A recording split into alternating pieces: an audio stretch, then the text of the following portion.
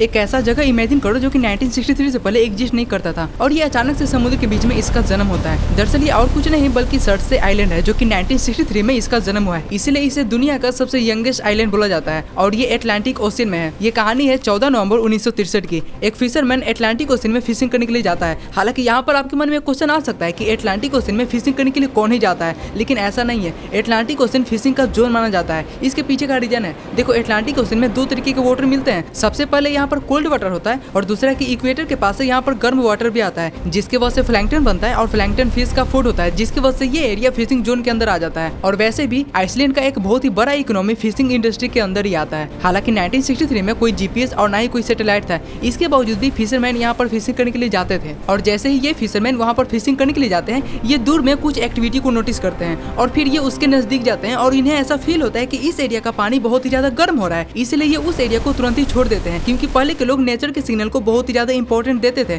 क्योंकि पहले तो कोई टेक्नोलॉजी था ही नहीं, इसीलिए ये नेचर के सिग्नल को मानते हुए यहाँ से लीव कर जाते हैं। और इन्हें तो ऐसा लगता है कि हो ना हो यहाँ पर न्यूक्लियर अटैक हुआ हो, क्योंकि उसमें कोल्ड वॉर भी चल रहा होता है, इसी कारण ये रेडियो पर रिपोर्ट भी करते हैं। और फिर बाद में जब साइंटिस्ट कंफर्म करते हैं कि यहाँ पर वोल्केनो इरप्शन हुआ है, तब यहाँ पर साइंटिस्ट की रिसर्च टीम आती है और फिर रिसर्च करते हैं, जिस वजह से पता चलता है कि यहाँ पर एक नए आइलैंड का जन्म हुआ है। फिर यहाँ पर सभी फिशरमैन को आने से बैन कर दिया जाता है। यहाँ पर अब बस रिसर्च टीम ही आ सकती थी और फिर रिसर्च टीम ये पता करती है कि आखिर ये वोल्केनो इरप्शन हुआ कहाँ है। तो इन्हें पता चलता है कि ये समुद्र के सरफेस से लगभग 150 मीटर नीचे हुआ था और ये बस इनिशियल फेज था, इसीलिए ये फिशरमैन सेफली बच जाता है। और ये इरप्शन लगभग 3.5 साल तक चलता है और इस बीच इसमें कई सारे चेंजेस भी हुए थे और इसी के लिए तो रिसर्च टीम यहाँ पर कंटिन्यूअस आते और जाते रहती थी और इससे हम लोग बहुत ही बारीकी से समझते हैं। देखो इरप्शन का पहला दिन 24 घंटे में ये इरप्शन बहुत ही फास्ट हो रहा था। ये पहले 24 घंटे में ही लगभग 20 मीटर तक का वर्टिकली एक छोटा सा माउंट खड़ा कर चुका था और ये इतना विशाल था कि अगर ऐसे ही इरप्शन कंटिन्यू होता रहता तब एक साल में ही ये लगभग माउंट एवरेस्ट को भी पीछे छोड़ देता, लेकिन ऐसा हुआ नहीं, क्योंकि जैसे जैसे समय बीतता गया तब इसका इरप्शन बहुत ही स्लो होता गया। हालांकि ये दूसरे और तीसरे दिन इतना ग्रो हो गया था कि ये हमारे सरफेस तक भी दिखने लगा था